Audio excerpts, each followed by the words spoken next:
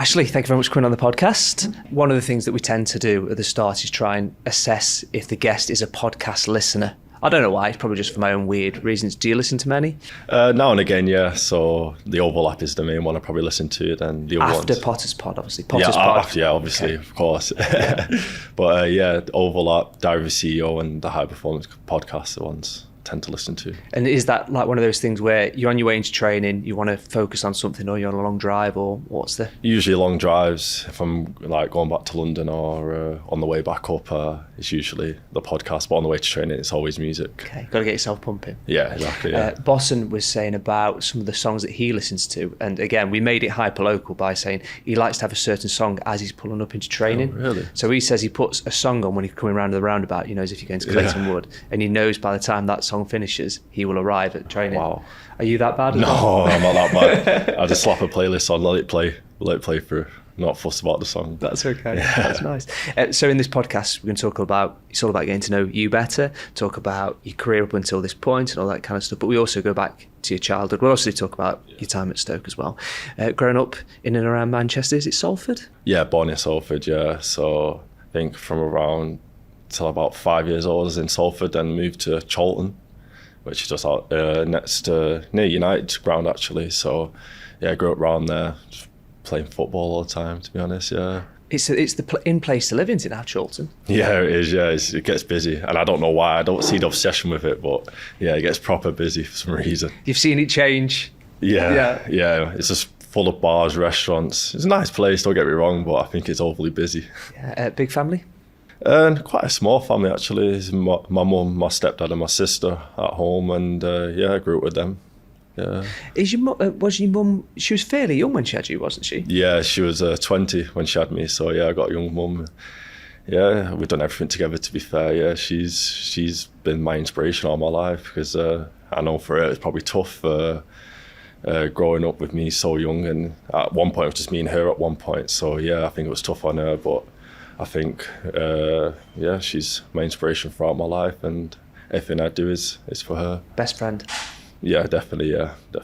It's interesting because when we talk to footballers about this and like the growing up and all that kind of stuff, when I was looking through and saw that your mum, when she was born and when you were born, I thought she's quite... How do you think that's affected your relationship? Do you think you're closer than that because she's not obviously that much older? Yeah, definitely. I mean, I think the age gap helps, but yeah, I mean, we've, like I said, we've done everything together, and how do I word it? She's just been the one who's took me to training, cooked every night for me, made sure I was up in the morning, etc. And the list can go on and on, but yeah, she's the main reason why I'm here. When you think about the age that you are now, and you think about if someone said, right, you're going to have a child that is going to take over your life and you're going to be running to football training now, how do you think you cope? I don't think I could do it, yeah. I don't know how she done it. Them late nights, like... I remember I'd finish school when I was at Blackburn, age 13, 14. I'd finish school at 3. I'd get home for 4. She'd have to leave work after working from 8 till 4, take me to training. Training won't finish till 8 o'clock, 8, half 8. Then we're getting home at 9:30, and she still got to cook me dinner, etc. So it was like literally an 18-hour day at times. So yeah, it's mental. I don't know how she did it. And you say at points she did it on her own as well? Yeah, at one point it was just me and her on her. And yeah, we weren't going. I went at Blackburn at the time, but she's still taking me to the local football team and making sure I was up in the morning, making sure my food's cooked. So it was literally a full-time job. You don't realise, and it probably didn't realise till 16, 17, like how much she's actually done for me. And I think it's nice where I am now. I can finally start to repay that for her. That was going to be my next question. Do you think now that you'll start to spoil her now you're a professional footballer? Yeah, definitely. I remember getting my first paycheck as a scholar at Blackburn, and the first thing I did was buy her a bag. I said, we're going to Trafford Centre and buying you a bag. So that was nice. But yeah, it's definitely nice to treat your mum. Yeah, I bet she was like, no, I don't want it. Yeah, keep your money, save it for the future. No, she was like that. But it's a nice thing to do. And all I want to do is repay what she's done for me. And if you think about it as well, like if she'd have had you at 20, the time that she would have been going out and stuff like that with all her friends and all that kind of stuff, she wouldn't have been doing that, especially if she was at one point on her own. Yeah, I mean, she's had to sacrifice a lot, and I can only thank her so much for that. But yeah, it must have been a big sacrifice, especially at that age, to look after me. we dedicate this podcast to your mum then? Should we just do that? Yeah, that's the title. Yeah. It's Amy, isn't it? Your mum's name? Amy. Yeah. To Amy, that's what we'll call it. Yeah, it has to be. Times. Yeah. When you were growing up, then, who were the?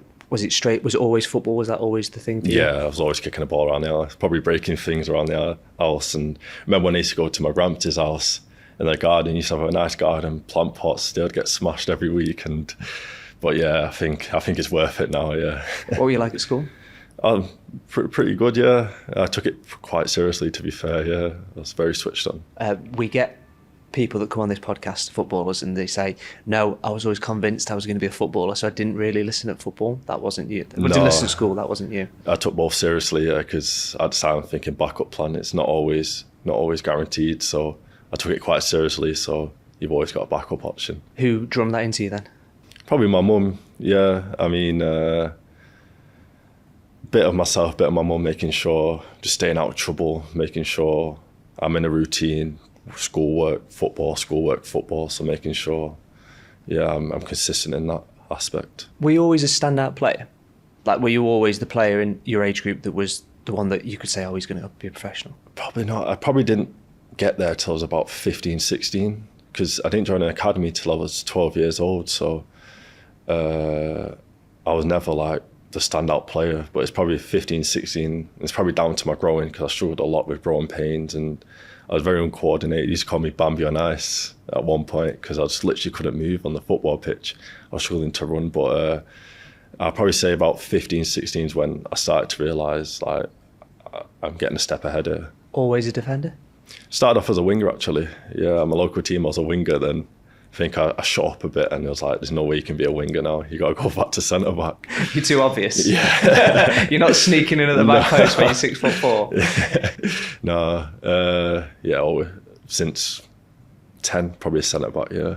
And so there's a myth on the internet about you. Are you aware of this myth that you played for a team called Curzon Ashton?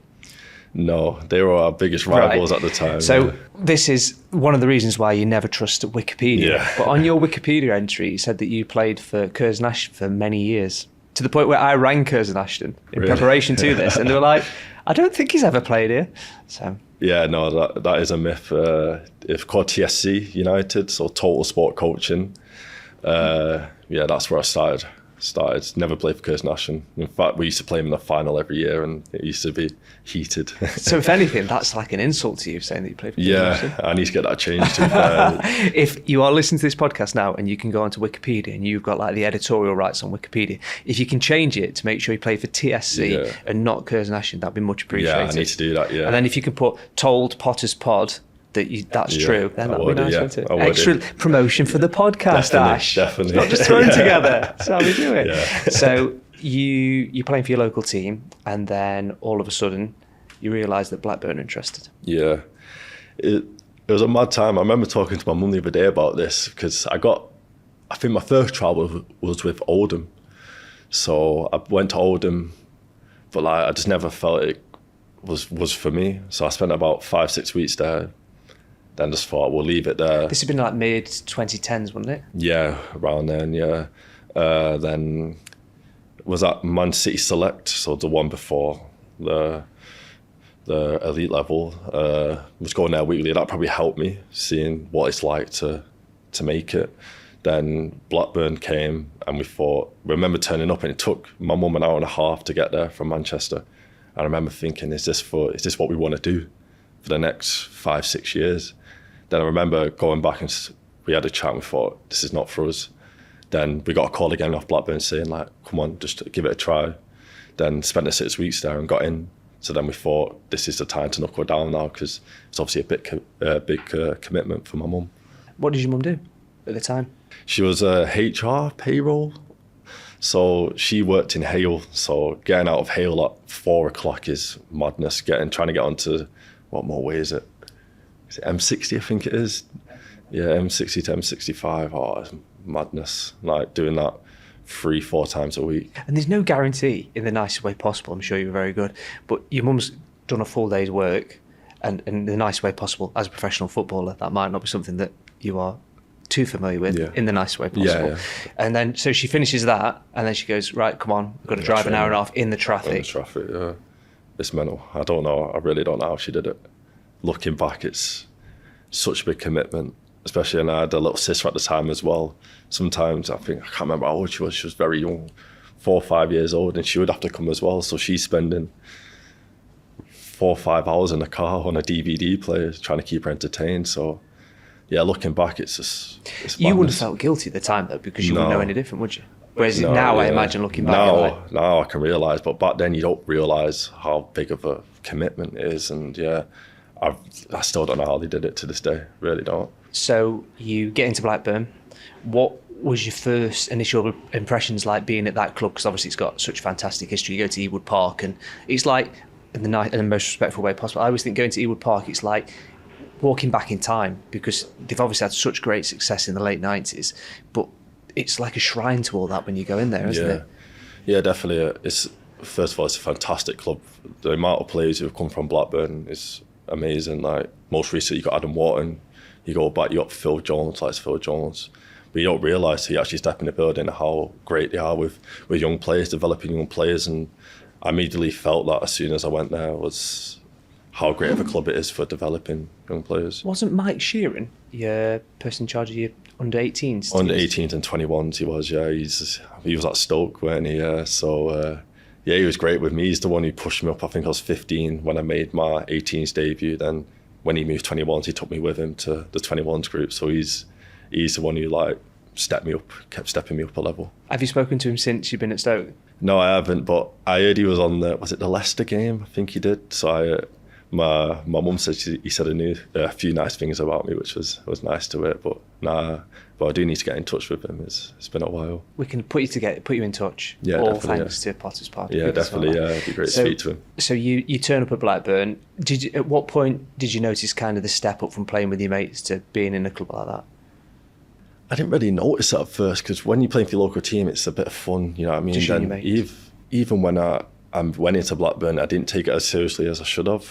I know you're young, you don't really think about your diet, stuff like that, developing, but I didn't really didn't realise how much I had to do to take the next step until about 15, 16. And I remember the one chat was with my mum in the car, and she was like, I'm doing all this, but you need to push yourself to the absolute maximum, otherwise all this will be for nothing. So I remember having that chat, and it just clicked in my head, like, I need to go for it now. And that's when I was about 15, 16. Then when it clicked, that's when I started progressing as a player and improving. Because through 12 to 14, I was never the standout player. I was probably just coasting, thinking it's guaranteed, but you realise it's not always guaranteed. So was that conversation with your mum that made you realise? Yeah, I do still think about that to this day, when she said, like, come on, like, you need to do this, because I'm sacrificing a lot, the rest of the family is sacrificing a lot. You need to do your bit to push yourself to the next level. Your little sister's like, I've watched all the DVDs. Yeah. I don't watch Zootropolis again. Yeah. Yeah, literally. But yeah, that's probably when it clicked for me. So you are 15, 16, you're at Blackburn. There's a great article in the Lancashire Evening Post where the manager at the time would have been Tony Mowbray. Yes. Says really nice things about you. And he said, at 16 years old, were you 6'4"? Yeah, 6'4", yeah. Yeah, it's mental. I just had a massive growth spurt around 15, and I just shot up. So you were one of those players that everyone talks about that's like really, really tall, that like stands out because of the physical attributes. Yeah, I definitely think the physical attributes is what helped me at that age, because I'm towering over people, etc. So yeah, 6'4". So I remember when I went up to the first team, I'm towering over some of the first team players. I'm thinking, wow, this is mental. They're just like, hit the ball up, get him in, chuck Ash up. Yeah, get me up top, target man. So what everyday struggles do you think tall people have that other people don't realise? Back problems. Yeah. Is it genuine? Probably the long travels is when you start to feel it a bit in the back, but my back's not been too bad this season, which is good. But yeah, hitting your head on stuff, like ducking down in some places, the little niggly things. It's a good job you're going to be a professional footballer, because you are not suited for row 33 CE on a Ryanair flight, are you? No shade to Ryanair, obviously, but you're going to need to be a professional footballer to afford the extra leg room, I suppose. Yeah, every flight I take, it's the middle seat, right in the middle, emergency exit, making sure I've got the leg room. Yeah, a couple of times I've gone Ryanair without the leg room, and most painful flight of my life. Okay. I really want to see a meme that someone makes of you chewing your knees on a really budget aircraft. I think we will know we will cut through as a podcast if that happens. Yeah. Are you still mates with your friends from school? Yeah, I keep in touch with them now and again, yeah. To be fair, they weren't the biggest football fans, to be fair. No, they weren't like massive football fans, but I think that was nice because I could leave the football behind and talk about other things with them. And yeah, we're more gamers, to be fair. Yeah. What games? Rainbow Six Siege, have you heard of it? Okay. Yeah, Rainbow Six Siege, we're big on that, yeah. FIFA, FIFA's the standard one, but yeah, Rainbow Six Siege, the tactical games. Did you do that thing where you put yourself in at a really good club on FIFA? Oh yeah, all the time, all the time. we had a mate who played for Man United's youth team when we used to play Football Manager, and the ongoing joke was we'd always sign a mate, and then if you're playing the Champions League final, chucking this like 16-year-old on up front. It's like Mark Fox makes his debut. It's like, what on earth is going on? So you just, I suppose, being with people that don't like football, it's like you say, it must have been such a relief, because if you feel like it's not that there's pressure on your shoulders so much, but if everything's geared towards that, just being able to switch off must be quite nice. Yeah, definitely. I mean, don't get me wrong, I love talking about football. I could talk about football all day, but sometimes nice just to leave it aside. Then it's still work. Yeah, not having to go see him and them asking, oh, I was training, because you hear that 100 times anyway. So it's nice just to leave the football behind and chat about something else, and knowing I don't have to think about it. And knowing that you're not going to get your head pecked for tickets. Yeah, exactly. Yeah. That's one of the struggles that footballers have that us normal people just don't realise. Yeah. I've never done anything where people want tickets for it, Ash, if I'm honest. So that's no one wants a ticket to this podcast, no. Not yet. One day. One day. So you're doing well at Blackburn. You're making an impact, and then you start hearing whispers that bigger clubs are coming in. Yeah. Talk me through what that's like. Yeah, it's crazy, especially when you have big clubs coming after you. But again, I think at the time I wasn't that fussed. I was just enjoying where I was, playing football and getting minutes, improving as a player. That was my main mindset. You don't really listen to outside noise, and I've never done, to be fair. Just your inner circle's the one that you listen to. That said, though, when someone says Tottenham are interested in you, you must be like, even when you're driving, well, you wouldn't have been driving really, would you? But even wherever you're going, you must be thinking, hey, I hope this could be all right. Not really, no. I just brushed it to one side and just thought, I want to keep where I am. I'm happy where I am. Just keep the outside noise outside, leave it to the people who know, and just focus on your football. Who were the first teams at Blackburn that were good with you? We had some great players. We had like Bradley Dark, Sam Gallagher's one of them who's there now. He was top with me. Tyrese Dolan was great with me. He's in Espanyol now. So to be fair, they welcomed me with open arms, and I think at the time it was me and Adam Wharton coming through. So it was nice to have someone that I knew next to me who I'm going through the same, not struggle, but same experience with. He made his England under-19 debut with you, didn't he? Yes, yeah. You started and he came on as a sub. Yeah. I can't remember where that camp was. I think it was, Denmark, yeah. So I got bumped up in age group, which was a great experience. So yeah, at that age, we kind of did everything together. We're in the same England age group. We were probably on the bench at the same time at Blackburn, and yeah, it was great to share that experience with him. How good is he? Unbelievable.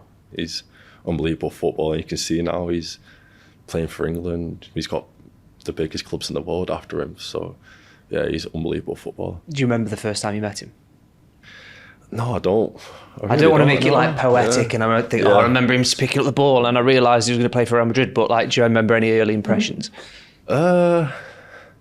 He's got a really, how do I describe it? He's just the calmest guy you'll ever meet. Doesn't panic on and off the pitch.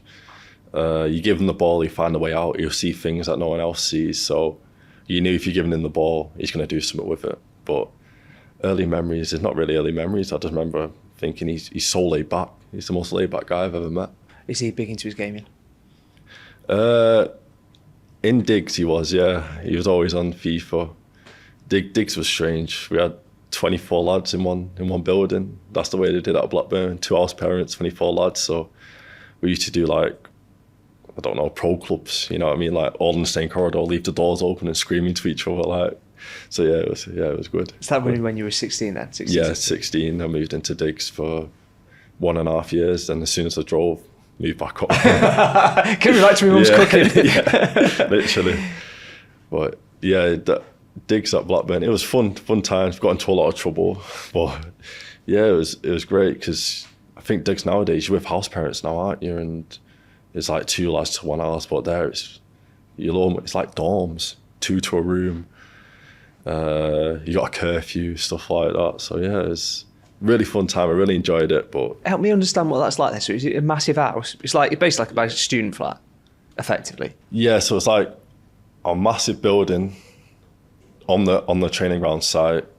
This side's where the house parents are, then 2 floors, rooms either side like this, and 2 single beds. And you get a table either side and a sink. Who did you share with? His name's Don Biniak, so he's in Poland at the moment. But yeah, I shared with him. But yeah, I did. It was fun times. Lots of water fights, lots of fines, but it was good. It was good times. Any stories that you can tell on a podcast or not really? No, it's probably best not to, yeah. Just in case everyone listens. Yeah. But back to that. Don't want to get anyone in trouble. So you're enjoying time at Blackburn. You've always lived in and around the north, and then you get this kind of idea that you're going to go to Tottenham. Yes. When did you tell your mum? Well, she would have known straight away because I think my mum was always the first to hear off my agent, and they would come to me first. But they actually came in for me a year before, but I just thought it weren't the best time to move to Tottenham at that time. Because I thought that? Yeah. I thought, I've got a great chance of playing first team out at Blackburn.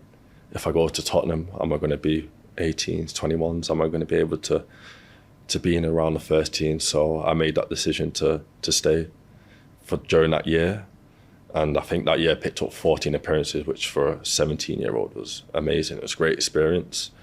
Then, so it weren't till another year is when I finally said it's time to move on. That's brave though, at that age, to go, no, I don't want to go down to Tottenham, which a lot of people would have done, and go, no, I'm going to back myself to play in this. Because if you pick up an injury or whatever, it's all over, isn't it?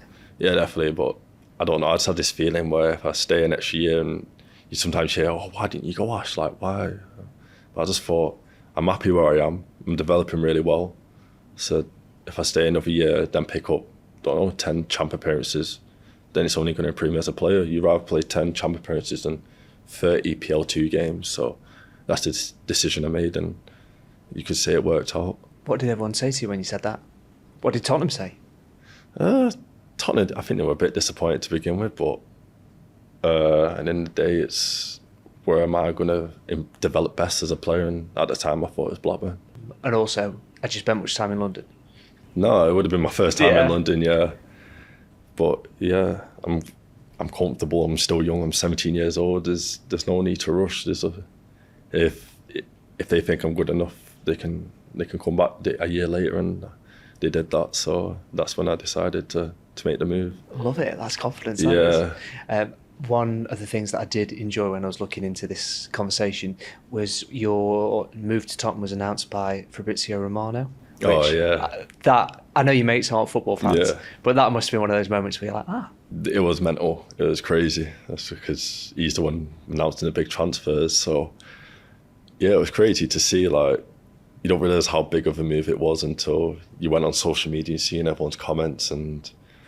But I remember I came up on Sky Sports that I got confirmed, and I think 5 minutes later, Guardio went to City, so it just cancelled out Ash Phillips, and I had Guardio to Man City, so it was a good 5 minutes of fun. Yeah, I can't wait to some point where you meet him and you just go, you absolutely killed me. All my mates are loving this. Yeah. And then you completely wiped off Sky Sports News. Yeah. Who went down with you? It was my agent at the time, because obviously my mum, my stepdad, my sister were all in school, they're working, so yeah, I moved down on my own. I remember we went down as a family to look around the facility, and unreal facility, absolutely. So what's the care like Is it a case of like, right, okay, you're a grown up now, you're 18 years old, find yourself a house? Or are you thinking, right, is there anyone here I can live with? Or have you got mates from home that you think I can take these with, a bit like Entourage, if that's a reference for you? I just moved in on my own. I like to think of myself as quite mature. I had to mature early. I think that's down to being around the first team quite early with Blackburn. So I've had to mature quite early, but I just found myself in an apartment and I was there on my own and basically looked after myself. My mum would come down as much as she could. But yeah, I just moved down on my own and thought, I need to grow up fast, and that's where you learn to cook for yourself, etc., and clean for yourself. It was always handy when my mum came down and cleaned for me. But yeah, it's just about maturing as quick as you can, and yeah, just doing the little bits to help you improve as a footballer.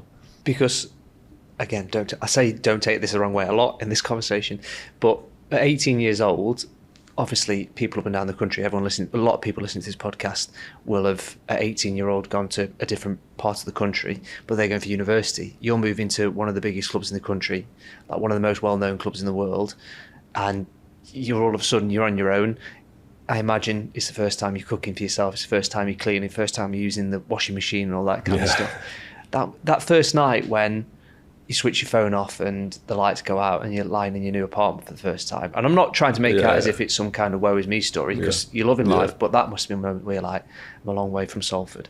Yeah, definitely, yeah. I mean, the first night you sleep and you're worried about every little bang. You're thinking, what's that? But no, I just had to mature fast. Like you said, you got to learn. You're almost learning on the job, especially moving down at such a young age. It's a big commitment, but I think I adapted well and just made the most of it and grew up very fast because of it. What's your go-to meal when you first started? It was tuna pasta. Just quick and easy tuna pasta. I probably had that twice a week, just the quick, easy meals. But yeah, tuna pasta, and I don't really remember much. I know it's only 2 years ago, but it was just, because it happened so fast, you grow up so fast, you just got to adapt to the situation and just get on with it. Are you going out every night for food? No, I don't. I like to stay at home. I'm a stay-at-home person. I don't like going out a lot. And yeah, I was never like ordering food. I used to just drive to nearest Tesco and grab my meals for the week. And I like to use this podcast to live vicariously through footballers for a career that I never had. So the idea that you're just going home and going and getting a ready meal from Tesco is not what I want to hear, Ash. I want to hear about you going out every night. No. You've got yourself a Nando's black card, and you're going, do you know what? Let's have food for everyone. Yeah, no. So could we work on that maybe? Yeah, potentially. Yeah. I mean, I'll tell you what. There was a nice spot down the road that if someone came up would go to, but that was about it. Yeah, I was just prepping meals for the week at one point. When you first go in to Tottenham, at what point do you realise how big the club is? Straight away. From the moment you drive through the gate, it's just massive, the facility. I remember when I first signed, they've got a lodge on site, so it's like hotel rooms. Everyone's got their own room there. And you could live there if you wanted to. The room's unbelievable. It's got everything. Let me explain that to me a bit more. So, as a player, you are assigned a room in a hotel which is on site. Yes, on site. Yeah. So Harry Kane would have had one, and Son would have had one. Yeah, it's crazy. And the rooms, I think someone told me the beds are like 15 grand or something. 15 grand beds, massive TV. Like I said, you could literally live there if you wanted to. But say you've got a late away day, you get back late, you'd use that. So your next day, you've got your like toothbrush in there and all that. Yeah, you got everything there. So literally, if you think of Tottenham, it's got everything. So you've literally got zero excuses as a footballer to why you, I don't know, potentially getting injured or you're not at the top of your game. Like the little 0.1%ers are all there on site. And where was your room next to? I can't remember. Did you stay in it much then, or? I stayed in there for the first 2 weeks while I was sorting out an apartment, but yeah, it was unbelievable. Like it's got everything. Like I remember when I first joined, they had like a chef cook for me in the evening and stuff like that. Yeah, it's crazy. Yeah. No, you're right, mate. I've got some tuna pasta. I've got I made it on last Sunday. Tuna pasta. Yeah. I'd love to have this fancy meal, but it's going off in the fridge. It's not going to eat itself. Yeah. That's just one of the things. Then there's about 100 pitches on site. There's so many pitches. The buildings are massive. You got about 100 staff whose names you got to learn, and it's just a massive club. And the players itself, I remember when I first joined, Kane was still there, and I was buzzing. I was like about to play against England's best striker. Like, then 2 days later, you went to Bayern Munich, which I was gutted about. But still, you still got like some Maddison, Heung-min Son, Kulusevski, unbelievable players at the top of the game. So were they all sound with you as well then? Yeah, they welcomed me really, really well, and it's a great atmosphere there. I think that's what got us over the line for the Europa League last year. So did well in that aspect. But yeah, the level from Blackburn to Tottenham was massive. You don't realise how big the actual jump is. And at the time, and I think it's still fair, the Blackburn were running on quite a tight budget, weren't they? So you've gone from, in the most respectful way possible, something that I imagine could have been a little bit more lavish, to this where you've got your own room in it, effectively. Yeah, it's that aspect as well, and everything from off the pitch to on the pitch is the jump up's massive. And yeah, it probably took me a couple of months to adapt to it because it was such a massive jump. But I think once I got there, I felt, right, I'm comfortable now. Now it's time to progress as a player. My head, I'd be thinking, I could sublet this apartment if I'm not in a week. When your mates come down for a night out, don't worry about a hotel. I've got you sorted. I've got you sorted, Harry's not here, so you can have his room. So you walk in there and you're there, obviously there, and you go out on loan to Plymouth, and obviously you spend your time there. But being in and around Tottenham when all that's happening, does that feel like, because you hear about when footballers from all over the world obviously want to come and play in England, they want to play at certain clubs, but London, if you're not from the UK, is the place that you want to go to. Same way, if you went to play in the MLS, you want to go play for LA or New York. So when you go there and all that's happening, does it just feel like you're in the centre of the world? Yeah, definitely, especially when you don't know the area. To this day, I still prefer the north to the south, but yeah, I think being so young and being exposed to such a big city, it's a big step up. But like I said, I just adapted quick and just thought this is my time to get my head down and just improve as a footballer, focus 100% on football. How was Plymouth? I really enjoyed it. It was a fantastic club. When I first joined there, I remember it was just, I had one Zoom with him and I thought, yeah, I'm going. I want to go play football. Because for me, that's all I've ever wanted to do since I came through at Blackburn, is just minutes. Because it's the best way to improve as a footballer. So I remember when getting a call, I thought, oh, it's only probably be about an hour from London, 3-hour drive. I'm thinking, wow. Then it's just right on the coast, so it's just, you're far away from everything. But fantastic club, fully enjoyed my time there. Oh, fans are class. And I remember joining, and the first home game, I thought, wow, like this is such a great club. Like, because I think it's the only club there. You got Exeter, which is about 45 minutes down the road, but it's a fantastic club, and it's a shame to see they're in League One now. I think they deserve to be in a championship, but I think that season I improved so much as a footballer, and it got me exposed to regular playing minutes, and that's only just helped me make the next step in my career.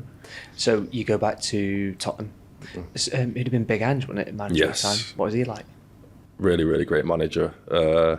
Never took training, but he took the meetings, and you just felt so inspired after every meeting. Like you want to run through a brick wall for him. Like, unbelievable manager, the way he talked. And I remember after one of the games, he took us into the corridor and he had like players winning trophies in the past, and he was like, we need to get ourselves on that wall. And in the end he did. And I think that's a credit to him. He's the one who made that possible for Tottenham to go win that trophy. So yeah, you were inspired every day from him. Boston played for him at Celtic as well, didn't he? Have you spoken to him about that? Yeah, I remember when he was at Celtic and I was at Blackburn, there was a 21s Premier League International Cup and we played Celtic, and me and Bolton actually got into a little scrap. I'll have to show you the video after, but yeah, we actually got into a little scrap in the game. So I remember showing him that, because I remember thinking when I first saw him, I swear I had a fight with you at one of the games. But yeah. That's brave, because he's obviously you're a very tall lad, but he's a big lad. Yeah, lad. So I think that's my first chat with him. But I think, yeah, we both spoke about Ange and we both like enjoyed being under Ange, and yeah, he was a fantastic manager and got a trophy in the end for. You played for Wales for a bit, didn't you? Yeah, under 15s, I think it was. Yeah, that was my first step up into national team, and that's, like I said, when it clicked, I thought, I'm getting spotted internationally. Yeah, this is where I can make the step. But I remember in that Wales camp, we played England actually and beat them 3-2. So I think that's what kicked me off into going into the England setup. Is your dad Welsh, wasn't? Is that right? No, my mum's actually born in Swansea. So my mum's side, my gramps is Welsh from Swansea. My dad was Nigerian and English. So how did your granddad feel about you changing allegiances?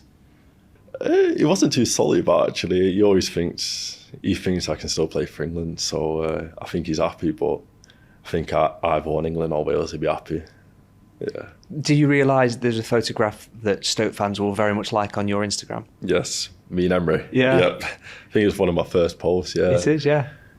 Yeah, Emery, Tesco, top player. So for people that are listening and they're not watching, I imagine if you're watching, this will appear here. There is a picture of you and Emery Tesco. So you'd have been playing for Wales at 15 years old? Yes, 15. And Emery would have been representing England. So did you know of him then at that point? Or Yeah. was it just a picture that someone sent you and it didn't matter who it was kind of thing? No disrespect, Emery. I think it's the only photo I got in that shirt, so I had to use it. But yeah, Emery was probably one of the best strikers in the country at that age. And yeah, I remember looking at that picture a couple of months ago thinking, yeah, Tez is there. So yeah, it's mental. Do you know when you made your debut, who else was playing for England that Stoke fans will know? Under 19s. Who's playing up front? Divine, yeah. Another one, he's flying for the 21s at the moment as well. I don't know how many goals he's got so far, but yeah, he's one of the best strikers for his age in this country. What's it like when you're playing for your country? It's an honour, especially now. The manager always says that you won't realise how big it is to play, but I do think I realise how big it is because it's 23 lads and thousands of lads who want to be in your position. So every time you play for them, it's an honour to represent the country. And you do feel a bit of pressure because I know they've won it the past 2 times to your roles. So there is a bit of pressure there. But every time you step onto the pitch, you feel pride and honoured to be in that position. What's Joe Bellingham like? Really good footballer. Really, really good footballer. He obviously got the promotion last year with Sunderland. But yeah, fantastic footballer. You'd have played with him for quite a few years, wouldn't you? Yeah. There's a photo from you where you were both really quite young. Yeah, I think 16, then we've been on pretty much every camp since. But yeah, really, really good footballer. Is he someone that you get on with outside of football then, or not really? Or? Not really outside of football, but when we teach for accounts, we're always sound with each other. So yeah, he's really, really good footballer. Right, are you ready? Let's talk about Stoke City. Yes. So where were you? How did the move come about in the first place? What are your memories of it?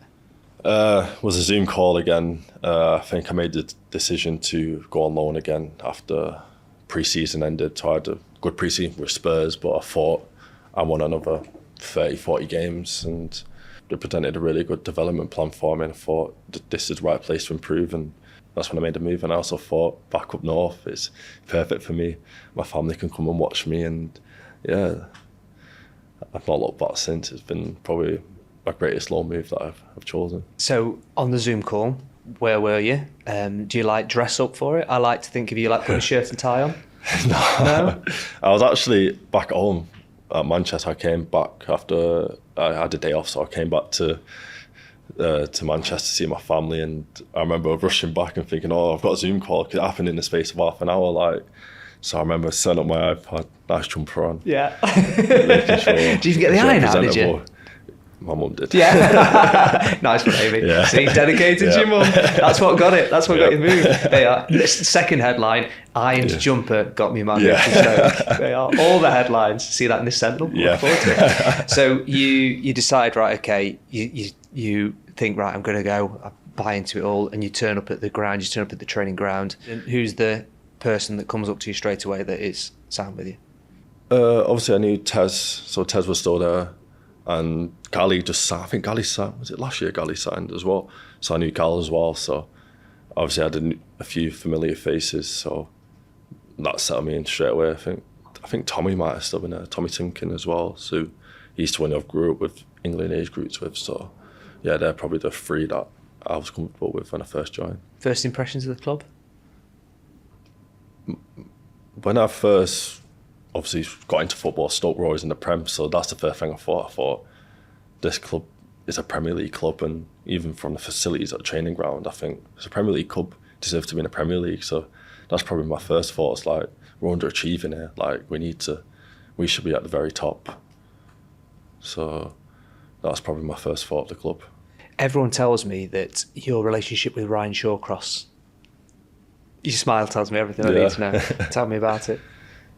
It's a great relationship. He's the one who's probably helped me develop the most on loan.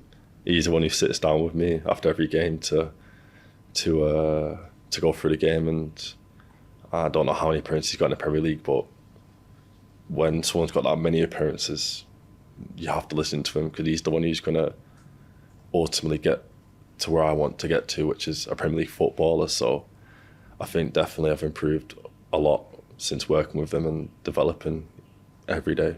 What's he best at?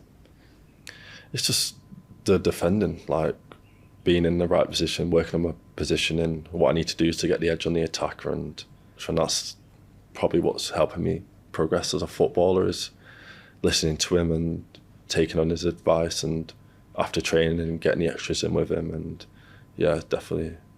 But yeah, he's been really, really, really good with me. I always get the feeling, and I don't know this, I've never seen it, but I get the feeling that when he's describing to you, I imagine he's one of these people that would rather show you. So is it like, right, we can sit and share this, but in about 2 minutes, like, we'll go outside and I'll do it, just because I imagine he's so excited to just get his boots on and do it. Yeah, definitely. Yeah, he's a great footballer as well. He's still got that Premier League quality, but yeah, he's been really, really good with me, and he's just straight up honest with you, and that's what you want from a person. So if he's honest with you, you're going to improve as a footballer. They always say don't take advice from anyone who hasn't done it. Yeah. Well, he's the exact example of someone you should take advice from, I suppose. Definitely, yeah. How did that relationship start? Do you think you went to him for advice first, or did he just see, like, okay, well, this person's obviously going to be great, I'm going to make sure I spend time with him? Yeah, I think because obviously he weren't involved at the very start. So he was still 21's manager, then he obviously got the interim job, and I think that's from there, that's where he took me under his wing, and he's the one who's kept pushing me, making sure I'm on it every day, and making sure I'm being the best footballer I can be every day. Because in the nicest way possible, he doesn't necessarily need to spend that time, because you're not a Stoke a signing, so he could say, right, well, in the nicest way possible, I'm not going to spend all this time with you, because why would I develop someone else's player? So it shows you how much he thinks about you as a person if he's spending all this time with you, when in effect he doesn't necessarily have to. Does that make sense? Yeah, definitely. He don't have to, but I think that's credit to him that he wants to improve me as a footballer, and I can only thank him for that, especially last year as well. He's the one who pushed me and kept me going, keeping consistent, and yeah, I can only thank him. And even this season, it's more me going to him now. Right, can we do extras? Can we do extras? So, yeah, it's great to have that sort of player who's been there and done it, that I can listen to and take advice from. I imagine he's dry with a good sense of humour. Yeah, exactly that. You described him perfect there. So you come to Stoke, you see all this stuff, you come into the training ground, you come to the Bet365 stadium, you're a bit close to home. So when you first come into the team, it must feel like, actually, I'm here now, I can really get my teeth into it, I can really enjoy my football. Yeah, you can just put your foot down. Like I've always said, at this moment I stepped in, I just felt comfortable. I don't know why that is. I don't know whether it's because I'm back at North, my family's here, or I don't know if it's the lads. Like, I really don't know, but I just knew I can put my foot down and can get consistent minutes and just improve. What are your big memories from that first season?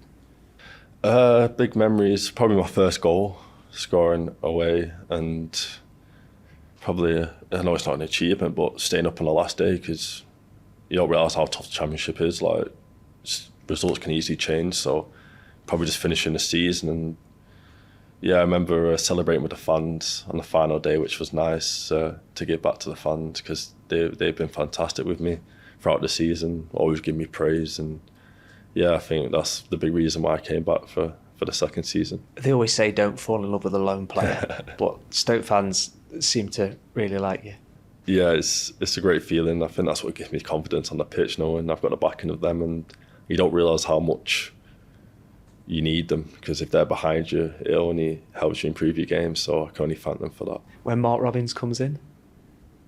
yeah, really, really great manager. I think that's, especially last year, that's what's given us stability. And you can see as soon as he came in, results started to change, and we had a clear identity and a way of playing. So I think I knew once he had a pre-season, we're gonna fly as a team. And I think this season we've started really, really well. I don't know if we're even at the halfway point yet, but we're happy. I think we come away from games thinking we should have nicked a point or we should have got a win there. Whereas last season, come away from some games thinking, what can you do? When you went back after obviously Derby, the last game of the season, you went back and you've got options, so you could try and fight for a place at Spurs. You can see what you could go to a different place in the country. You could try a different place. What was it that made you say, do you know what, I'm going to go back to Stoke? Because again, I imagine you had plenty of options to go to different places. Yeah, I think when I finished the season, I always had in my head like Stoke's always there, but I wanted to try and go on abroad maybe and get a different experience. But I had a few chats with the gaffer in pre-season, because my pre-season at Spurs wasn't great because the squad was massive. It was about, I don't know how many players, 30 plus players. So it was always going to be difficult to get minutes. And this has been Thomas Frank at this point. Thomas Frank. So I just thought at the earliest moment possible I need to leave, and I had a few chats with the gaffer, and I just thought, yeah, I need to go back to Stoke, because if I can develop as well as I did last year, then it's only going to take me to that next level, which is hopefully becoming a Premier League footballer. And I knew this season was going to be different to last year. I thought, we've got a pre-season and the level's gone up. We're going to be right up there this season. And I think that's what's convinced me to come back. Now, when transfers happen, as we know with Fabrizio Romano, people get like a bit of a wind of it, and it might come out on social media or in the paper or on the radio or telly, do you know what I mean? As you know from Sky Sports. The move back to Stoke was one of the most, like for a genuine football fan that is not there every day, the one we weren't expecting. Yeah. How did it manage to stay so quiet for so long? I ain't got a clue, but I'm surprised I didn't get leaked myself. But I remember arriving at a training ground doing the contract, and we had to come to the stadium to do the pictures, and they made me park right against the door, made sure no one was around, snuck me in, then did it. Then it was just about buying that time. I don't think it came out till 6 o'clock, and I'm checking Twitter thinking, has it come out yet? And it hasn't come out yet, so I'm thinking, wow, it's going to be a great reaction, and I think the fans loved it. Do you use social media a lot? Yeah, now and again, yeah. Just mainly football stuff, keeping on top, and I'm big into my NFL, so that's pretty much what I use the social media for. That was going to be my next question. A little birdie tells me you're big into your American sports. NBA as well, is that right? NBA as well, okay, yeah. So talk me through, where does the love come from for American sports? I say that is like the most overarching term ever. I've always been into my NBA. I was big on 2K, NBA 2K, so I love playing that. So I was big into my NBA to begin with. Then it weren't until probably about when I joined Stoke, we decided to do the NFL fantasy. So about 10 of us did that, and that's where my love for NFL came in. And from there, it's my favourite sport to watch. I absolutely love the NFL. So it's one of those that it's difficult to get into, but when you understand it, you feel like you've got an advanced knowledge. Does that make sense? Yeah, definitely. Yeah. Once you learn it, you understand everything. It's actually not that hard to learn. I think if you give it a few weeks, you learn it instantly. But I definitely think if you doing it while doing fantasy, like imagine doing like Premier League fantasy, you learn it as you go, and that's what we did. And yeah, every Sunday Red Zone is on every Sunday religiously. So have you been to any of your matches? Yeah, I went to the Jags Rams game at Wembley the other week. Yeah, so. That was September, wasn't it? Early October. October. So I went to that. So that's my first experience because it's usually on when I'm away with England. So I'm gutted every time. I miss it. But yeah, that one was on. So I thought, I can't miss that opportunity. I need to go and watch. If at any international break, I see you come off on 75 minutes with a slight hamstring pull, I know exactly where you're going. You just exposed me then. That was my plan. So who do you follow? Do you follow the Jags then? No, Dolphins. Dolphins, okay. So for non-LFL fans, that's like supporting like quite an obvious team, is it? Is that like saying I support Arsenal if I live in America? No. Dolphins are struggling. They've never made... they never won the Super Bowl. So I like to think I've supported an underdog. Okay. That exposes my knowledge, not yours, more than anything.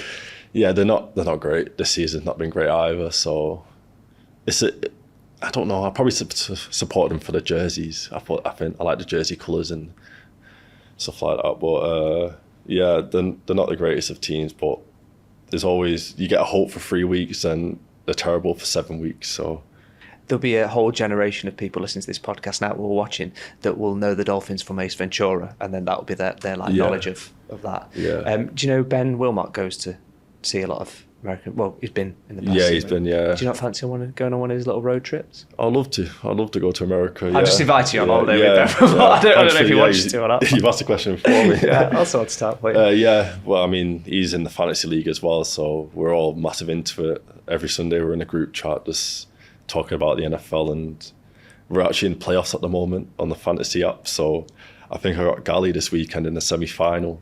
So yeah, we take it quite seriously. So do you get proper competitive about it? Yeah, very competitive. It's different to like just a normal Premier League fantasy. So once you draft someone, that's your player. No one else can have that player. So you have to trade with other people. So you're trying to convince the other person, this is a good trade for both of us. Like, accept it. And like, sometimes you're winning by 0.2 points. So it's just like, it's so competitive, proper serious. Is anyone quite manipulative on the drafts? Is there a player in the team that when they come up to you on a Friday afternoon, you're like, you don't want to talk to me with a friend, you just want one of my players? Yeah, there's been a couple of bribes maybe. Really? You changed it, wow. The one thing that, again, as someone on the outside looking in, the thing that I've noticed, had been involved in the club for many different years, is this group of players, and I know it's the cliche that everyone says, but it seems like this group of players really get on. Yeah, everyone gets on. Like we talk about this now, but then people are sat in that chair, but it doesn't feel like there's like a click, and you walk around the training ground, and the odd time, I'm not there every day, but the odd time I go, everyone's mixing with everyone. It doesn't feel like they sit with them and they don't talk to them or anything like that. The best way to describe it's like a family. Like, everyone gets on. We all push each other. It's all healthy competition. There's no one who's out of term. Everyone keeps each other honest, and we work hard for each other. And I think that's the foundation you need to achieve what we want to achieve this season. And I think this is the perfect group for it. Who do you spend your most time with outside of football? Probably the NFL boys, and like Gally, Womo, Bonham. We're all massive into our NFL. Is Bonham into it as well, is he? Yeah. I think a few of us took advantage of him because it's his first year learning about the NFL. So we got some of his best players for literally nothing. So quite funny. So yeah, there's a nice little group, and we're usually the ones playing darts and pool in the morning. So I'm told you're quite good at darts. Yeah, today I was terrible today because the last month I've been trying to learn pool. So I can't balance my darts and pool, so I need to focus my time into one. So I've been focusing my time into pool, but I do enjoy my darts. I love the darts. The other thing that I find impressive about this group of players, again, is the level of, I don't want to say control because it sounds bad, but the level of respect that Mark Robins has got.